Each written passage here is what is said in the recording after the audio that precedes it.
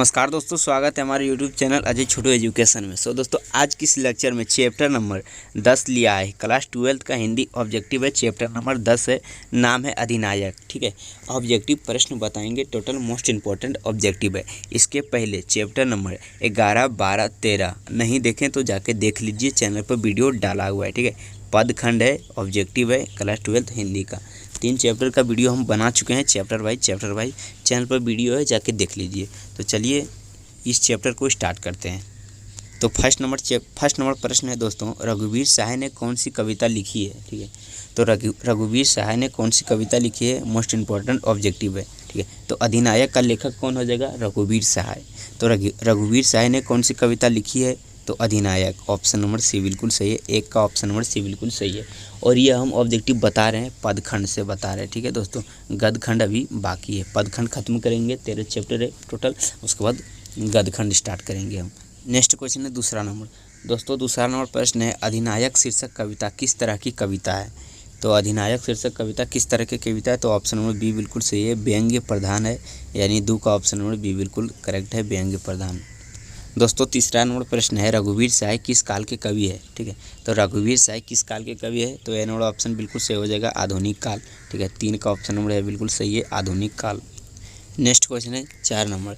दोस्तों 4 नंबर प्रश्न है, रघुवीर सहाय का जन्म कहाँ हुआ था।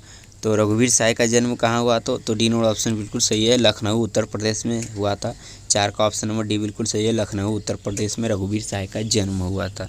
नेक्स्ट क्वेश्चन है 5 नंबर। दोस्तों 5 नंबर प्रश्न है, रघुवीर सहाय ने एमए किस विश्वविद्यालय से किया था। तो रघुवीर सहाय ने एमए किस विश्वविद्यालय से किया था, तो लखनऊ विश्वविद्यालय हो जाएगा, लखनऊ विश्वविद्यालय लखनऊ। ऑप्शन नंबर बी बिल्कुल करेक्ट है, 5 का। नेक्स्ट क्वेश्चन है दोस्तों 6 नंबर।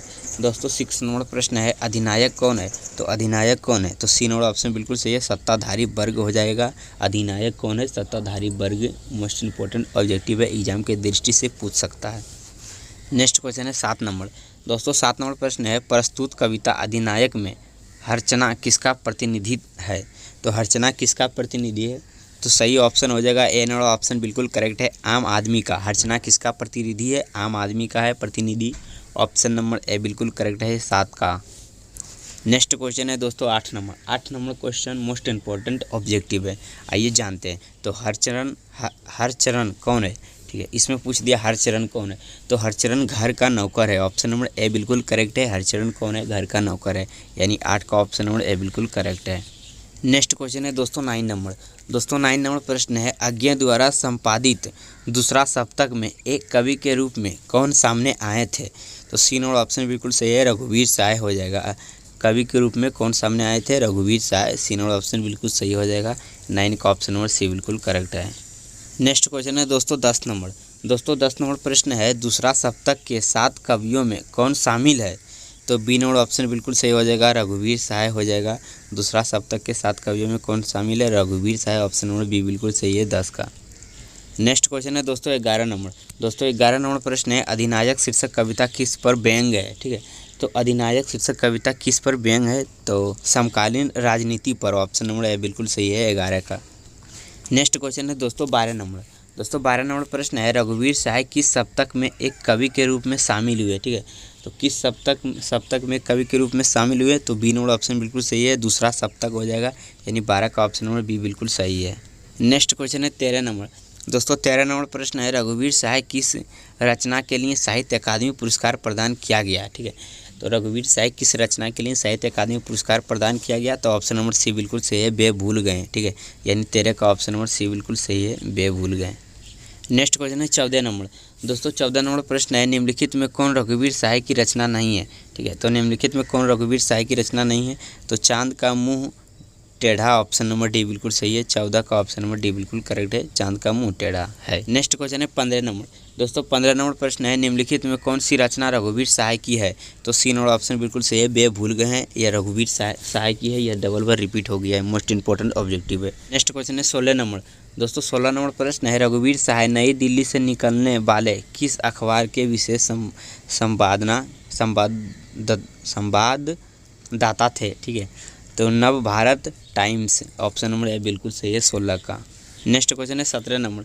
दोस्तों 17 नंबर प्रश्न है, रघुवीर सहाय किस समाचार साप्ताहिक के प्रधान संपादक थे।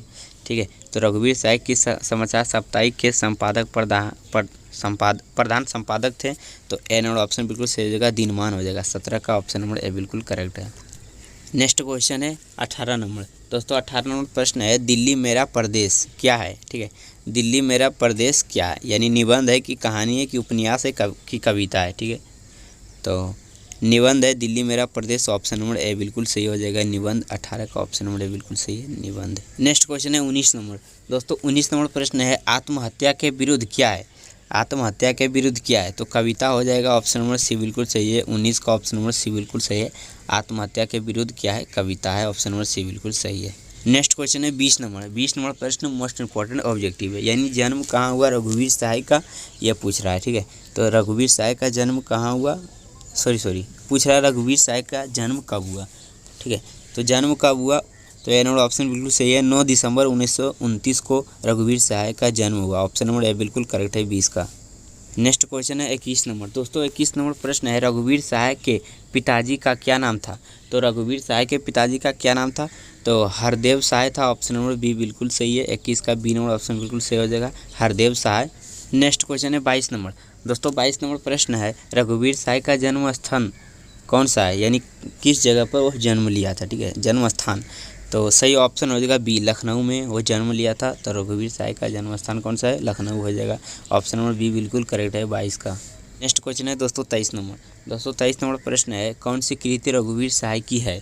ठीक है, तो कौन सी कृति रघुवीर सहाय की है? ठीक है, तो सीढ़ियों पर धूप में, यह रघुवीर सहाय की है, बाकी ये तीनों रघुवीर सहाय की नहीं है। तो डी नंबर ऑप्शन बिल्कुल करेक्ट हो जाएगा, 23 का ऑप्शन नंबर डी बिल्कुल सही है। नेक्स्ट क्वेश्चन है 24 नंबर। दोस्तों 24 नंबर प्रश्न है, अधिनायक के रचयिता कौन है? तो अधिनायक के रचयिता कौन है? तो बी नंबर ऑप्शन बिल्कुल सही हो जाएगा, रघुवीर सहाय। अधिनायक के रचयिता है रघुवीर सहाय, ऑप्शन नंबर बी बिल्कुल करेक्ट है 24 का। नेक्स्ट क्वेश्चन है 25 नंबर।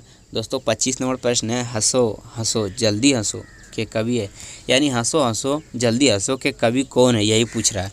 तो ये नंबर ऑप्शन बिल्कुल सही है, रघुवीर सहाय हो जाएगा। रघुवीर सहाय के बारे में पढ़ रहे हैं तो रघुवीर सहाय हो जाएगा, ऑप्शन नंबर ए बिल्कुल करेक्ट है 25 का। नेक्स्ट क्वेश्चन है 26 नंबर।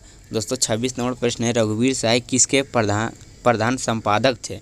तो रघुवीर सहाय किसके प्रधान संपादक थे? तो ऑप्शन नंबर बी बिल्कुल सही है, दिनमान के, यानी 26 का ऑप्शन नंबर बी बिल्कुल करेक्ट है। दिनमान के सहायक थे रघुवीर सहाय, संपादक थे रघुवीर सहाय। नेक्स्ट क्वेश्चन है 27 नंबर। दोस्तों 27 नंबर प्रश्न है, रघुवीर सहाय किस कृति के रचनाकार है? ठीक है, तो कुछ पत्ते कुछ चिट्ठियाँ के, ऑप्शन नंबर डी बिल्कुल सही है, कुछ पत्ते कुछ चिट्ठियाँ के। तो 27 का ऑप्शन नंबर डी बिल्कुल करेक्ट है, रघुवीर सहाय किस कृति के रचनाकार है, ऑप्शन नंबर डी बिल्कुल सही है 27 का। नेक्स्ट क्वेश्चन है 28 नंबर, यानी इस चैप्टर का लास्ट प्रश्न है। तो 28 नंबर प्रश्न है, रघुवीर सहाय किस सती के रचनाकार है? ठीक है, मोस्ट इंपॉर्टेंट ऑब्जेक्टिव है। तो रघुवीर सहाय किस सती के रचनाकार है? तो 20वीं सती के हो जाएगा, ऑप्शन नंबर बी बिल्कुल करेक्ट है। 28 का ऑप्शन नंबर बी बिल्कुल करेक्ट है।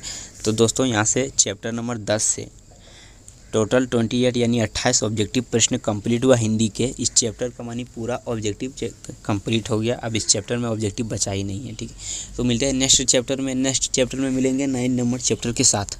ठीक है, 9 नंबर चैप्टर के साथ। इसके पहले 10, 11, 12, 13 चैप्टर बता चुके हैं। ठीक है, तो मिलते हैं नेक्स्ट चैप्टर में, तब तक के लिए धन्यवाद, जय हिंद।